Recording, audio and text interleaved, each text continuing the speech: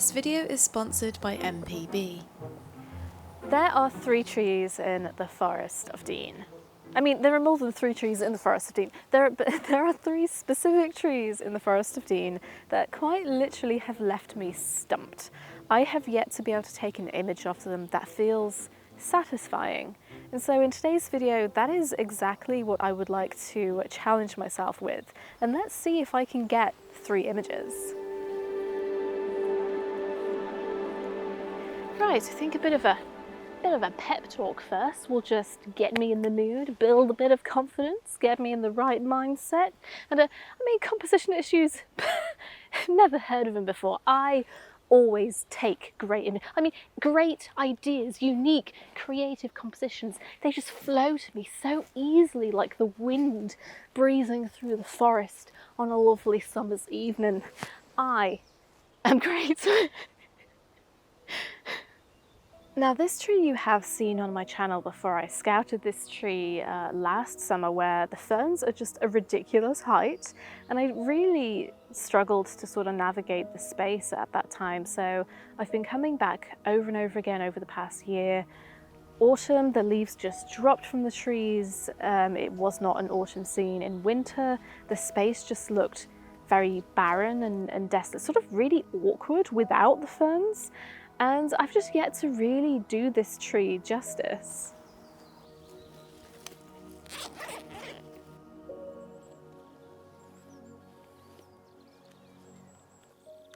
I feel as though I've done this 1,000 times already in the past. However, I'm going to do it again. I'm just going to walk around, explore this tree, the different angles and perspectives it offers, and see if something stands out to me and maybe I missed something in the past.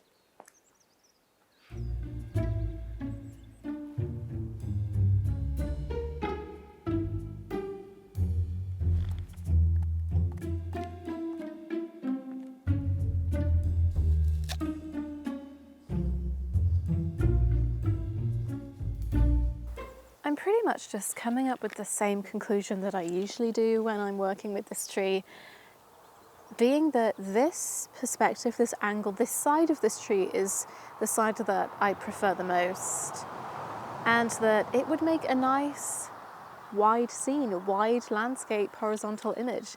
But the word nice is key here, because nice is just nice, and I'm looking for more than nice, interesting, unique, thought-provoking, something else, but not nice. I do have a couple of ideas, so I'm just going to try them and, well, I guess I'll see if they work or not. The first is a pano shot. So I said that I liked the wide scene of this tree at this angle. I specifically love this long branch that at the end it just starts to kind of curl and knot. And I've been put off because this branch in the middle is so straight. It's this really sort of harsh line, in my opinion. However, I'm going to try a pano scene. I'm going to crop in close to the trunk and then just move the camera to the right, taking frames as I go, and just follow this really long branch.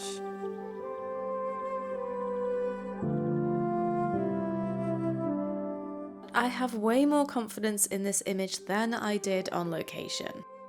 In the end, I cropped off the end of the branch because the image was incredibly long and it felt off balance. I was drawn to this branch as a framing element, and it almost creates a leading line, but instead of directing you smoothly to the tree in the background, it just pulls the eye elsewhere, and so I disregarded my second idea after some thought.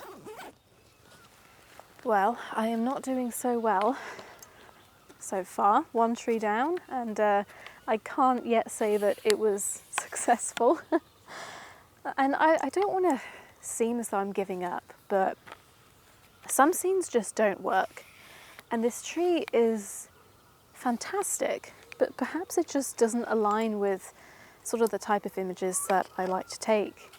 And am I hyper fixating on this one grand tree because it's the biggest, because it's taking up the most space? Meanwhile, there are certainly other trees in this area that will probably also create really interesting images. I don't know. Maybe it's the light, maybe it's my very high expectations, or maybe it just isn't meant to be.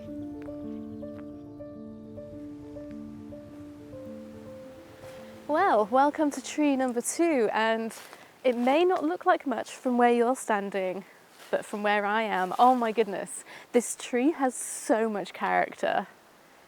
This tree trunk is split in two, and to me it looks as though this tree has legs and it's getting ready to just walk off like an ent of the forest. And it's really difficult to show you this because this is the best viewpoint to get that split in the trunk. However, I'm on this really steep bank and there's limited space to set up, to explore and to photograph this fantastic tree from. There are a lot of low-hanging branches in the way and ferns. So this is going to call for a wide angle lens so I can be really close to it, but still try and get as much of this magnificent character in as possible.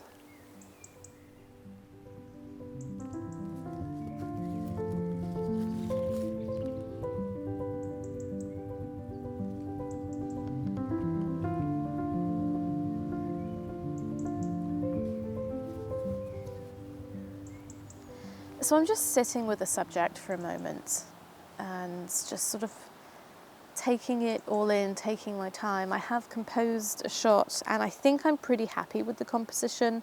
I think I am where I want to be. I'm low, looking up at this tree, wide angle, and I want this image to be dramatic.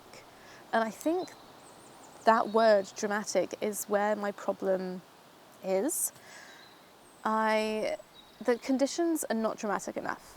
I have a dramatic subject, I have a dramatic angle, and I think I just need that slight extra little bit of drama to really elevate this scene and this image. And I think that is, it's not the composition that's the problem, it's not the subject, it's just waiting for those extraordinary conditions is where my mind's at. If I take a look at photo pills, I can see where the sun is going to rise and set throughout the rest of the year.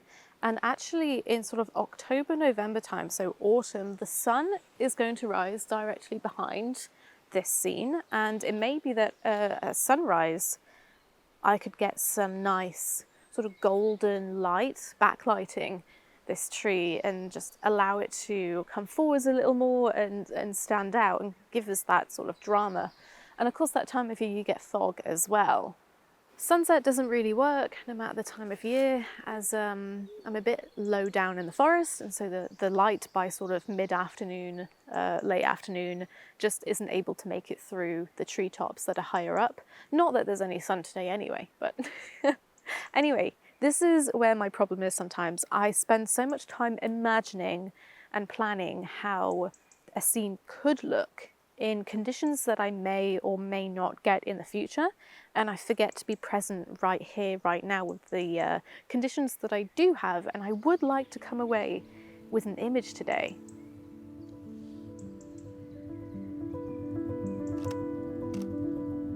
Some people may think that landscape photographers are so picky for waiting weeks for the right conditions, but it's not about being picky. It's about chasing a mood, a feeling that only reveals itself in certain light, and this scene is one where I have a specific vision that will need more patience to achieve.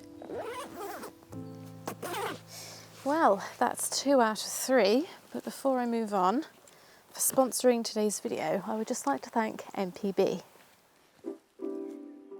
MPB is the largest global platform to buy, sell and trade in used video and photo kits. And there are so many great reasons why you should buy a used kit instead of new, so let's break some of them down. Camera equipment is supposed to last a long time, and so with MPB you can get high quality used kit from lenses to camera bodies and accessories in a variety of conditions to choose from, like new to well used, with no compromise on performance. Buying used supports a circular economy and reduces electronic waste. What I love about MPB is that they use recycled and plastic-free packaging when you buy from them. Buying used saves you up to 1/3 less compared to buying new, and so you can easily build up your camera bag in a much more affordable way. If you have unused kit yourself that you're looking to sell on, then you can trade in with MPB all in one place and put that towards the value of whatever it is that you want to add to your camera bag. So if you'd like to try them yourself, then I'll leave a link to MPB down in the description box.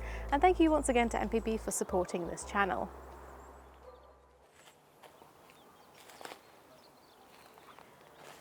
Welcome to one of my favourite trees in the Forest of Dean that I absolutely love, but has continuously frustrated me.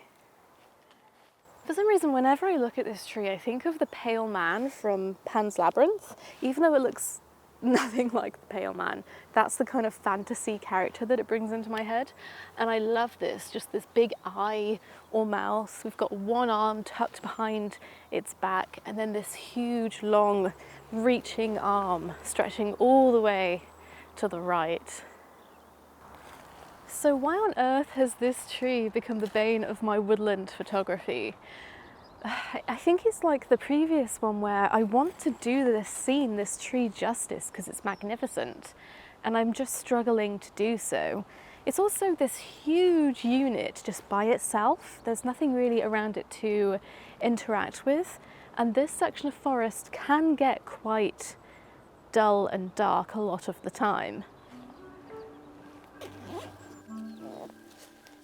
And so we're back to composition searching, and composition is what I want to work on here, trying to find new interesting angles instead of the general photograph it face on that I have approached in the past.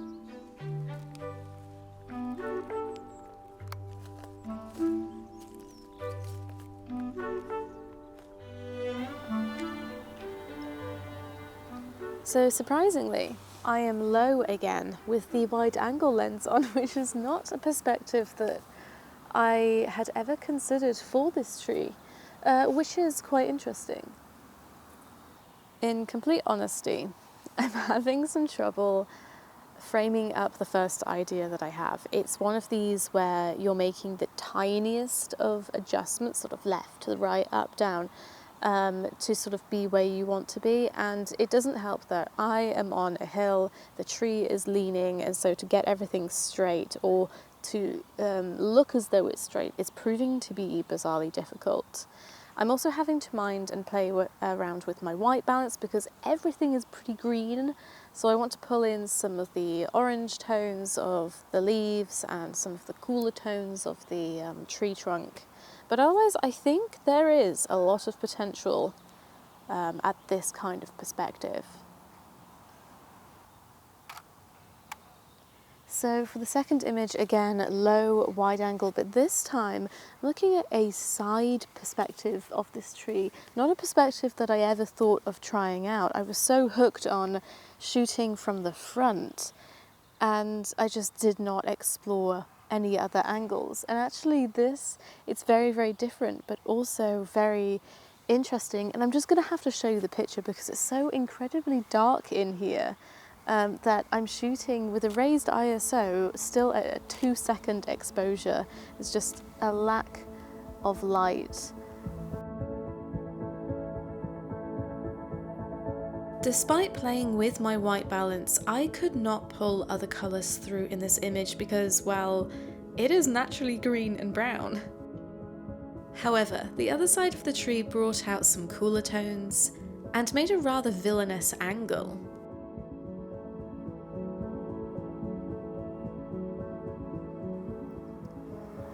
I cannot believe how dark it is getting in here right now. So I'm going to move towards some light. And a fairly common question I get actually is, Courtney, you're photographing stationary subjects in the woodland, in the forest, and you're using a tripod and slow shutter speeds. Like, why? Even on a bright day, you're doing this.